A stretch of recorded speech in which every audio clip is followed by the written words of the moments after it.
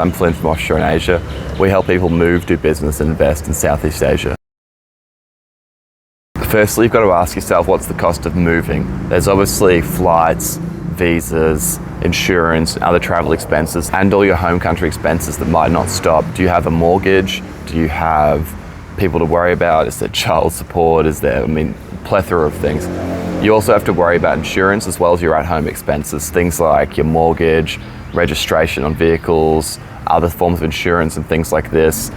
Can you cut these off, or do you need to keep paying these? Because this is something you should factor into as far as your cost of living coming over here. The next thing is the emotional cost, and it takes a lot of effort to move out here. A lot of people get bogged down in the finances and don't think about the personal cost of moving over here. It's quite difficult in some ways because you are leaving your friends and family behind. You do have to do things like visas and sort all that out by yourself, and you really are cut off from pretty much everything you know, and you do have to sort it out, which is part of the romantic excitement of it, but it also is a challenge for many people. Another important factor when leaving your home country is to think about your welfare and your work. Depending on what country you're from, you might have universal healthcare, pension, or other convenient arrangements, and you really want to look into this and see if you can keep this, because that's going to be very important. So a lot of countries after 4, 5, 10 years, depends where you're from really, but they'll cut you off, and you want to make sure that you're going to have these things, and if not, have a contingency plan and consider yourself how important this is to you. The other thing you should ask yourself is, what is the cost of staying in the West? With rising cost of living, housing prices going up, and taxation constantly increasing, it really is getting harder and harder to live there comfortably.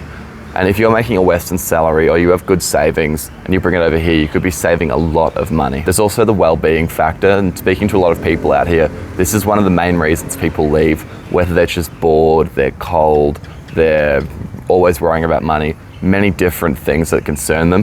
But there's plenty of reasons why people leave the West, not just come here, but it's a variety of push and pull factors that draw people to a place and push them away from another. And as far as the push factors concerning the West, a huge amount of it seems to be the culture, the weather, and just people generally being unhappy. Now that we've talked about the important considerations, let's look at the type of trip or the duration of the trip to get a better idea of what we're going to do, because this will vary between how long you're going for, how long you intend to go for, as to just how much you do before you leave. If you're going for a short-term trip, let's say maybe less than or around 2 or 3 months, consider what things you can do to save money at home that aren't going to be too expensive. Things like cutting off your phone plan, other sorts of subscriptions, perhaps renting out your house just to friends or family or something convenient like that, and just trying to cut a few costs there, but not going too gung-ho about it. You might want to get a month-to-month lease on an apartment just for the 1 or 2 months you're there, but it might not be worth the effort either.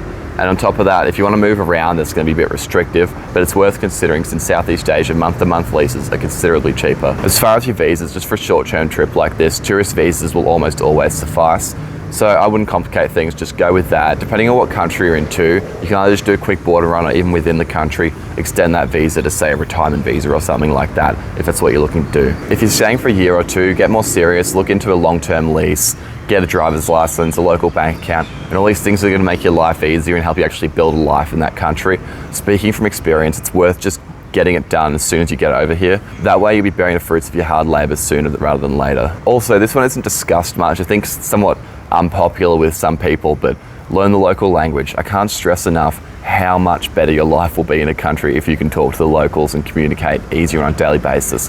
People take you more seriously. If you're concerned about being treated like a foreigner and a tourist, which you always will be to an extent, but if you speak the local language, that just diminishes significantly and very quickly. Also, talk to a tax expert or consultant to understand your situation regarding your taxation. Even going away for a year or two, you could possibly stand to gain some tax benefits from moving to a lower tax country, as well as just dealing with compliance so you don't get in the wrong side of the law. If you're moving indefinitely, do all of the above. The one thing I will say is don't burn the boats. Although it's tempting to kind of sell everything and just move over here, it's very poetic, I know. However, there is a chance you might not like it. Speaking from experience, a decent amount of people do end up going home. There's nothing wrong with that. You've came out here, you've given it a go. You know if it's for you or if it isn't. That's great. Also, consider buying a property. For most countries in Southeast Asia, you're going to be looking at getting a condo in that case, or maybe leasing somewhere long term. But as far as land ownership, that is usually reserved to nationals of every country, with the exception of Malaysia and a few instances in Singapore. As far as back home, you might want to get most things sorted before you leave, and then just keep some little attachments to your home country as well. One thing you'll always want to keep is a SIM card. It's just so handy, even if it costs $5 or $10 a month, it's worth having that local SIM card from your home country, because you need it for KYC, or know your customer verification, for so many things like opening bank accounts and doing business in your home country.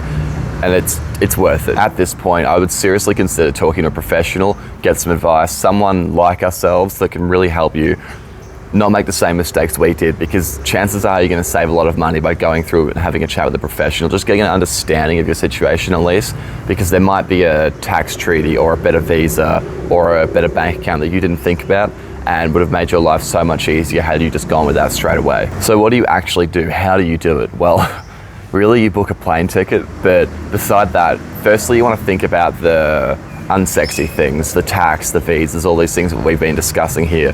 Just have a bit of a research into them. Make sure that wherever you're planning on going, there's not going to be an issue. You will be able to get a long-term visa. You aren't going to be treated unfavorably in a tax sense. And once you've done that, just book a ticket.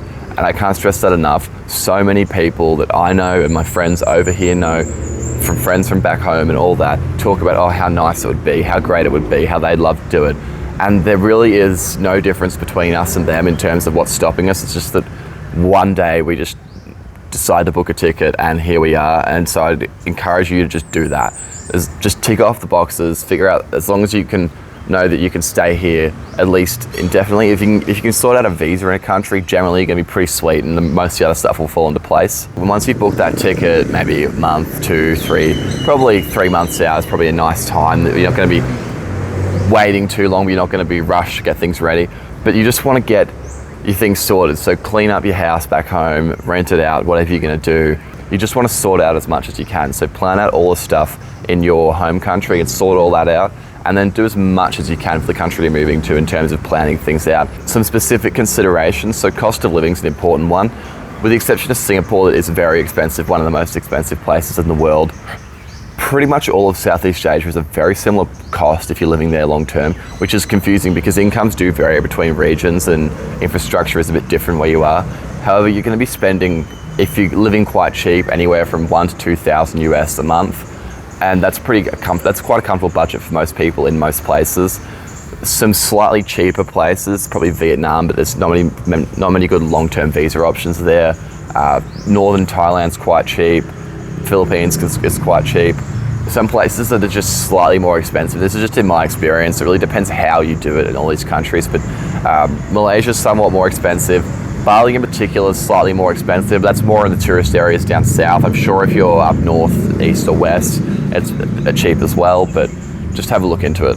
Another thing is your income and how that ties into your legality in a country. If you're living off investments and dividends, things like that, or retirement pension, you're pretty cruisy then. You're not going to have to worry too much about funds and finances. However, if you're actively earning an income, getting a work permit to work remotely in most countries can be hard. Currently, only Malaysia has a dedicated digital nomad visa. That's the Durantau Nomad Pass. Indonesia and Thailand also have similar visas. They call them digital nomad visas, or the media calls them that.